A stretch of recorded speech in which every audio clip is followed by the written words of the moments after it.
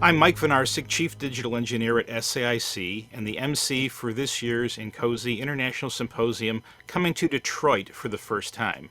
It's my pleasure to be speaking today with Chris Davey, Global Manager for Engineering, System Safety, Modeling and Simulation for ADAS. Chris, could you please share a few thoughts about your background and your current role at Ford Motor Company?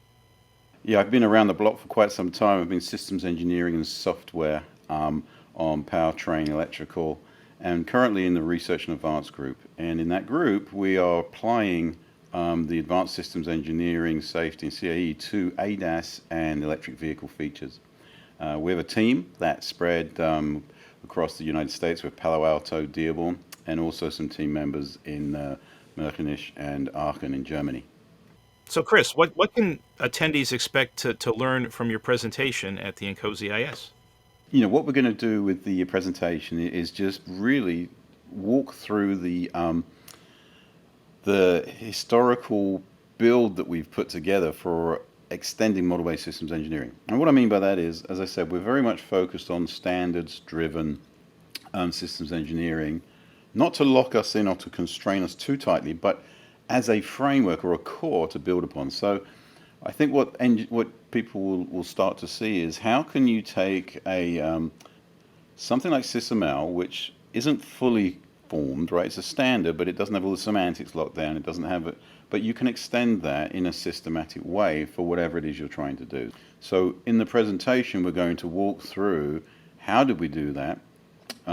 What does it provide to you? Because now that you've got a lot of this information in your SysML model, which can be quite complete, to say the least, you can now automatically generate, potentially, the bill of materials for your mod sim environment and automatically construct it. Further, you can take all of your test cases and scenarios, if you've brought those in, and you can start building out your environmental Unreal Gaming Engine type simulation environments and start running a very large scale simulation.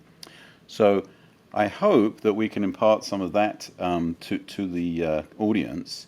And finally, a little bit of a teaser at the end is just we've been thinking about how can we, in this beautiful virtual exploration space, how can we extract as much useful data as efficiently as possible using some of the techniques from AI machine learning, but also some of the techniques from behavioral science.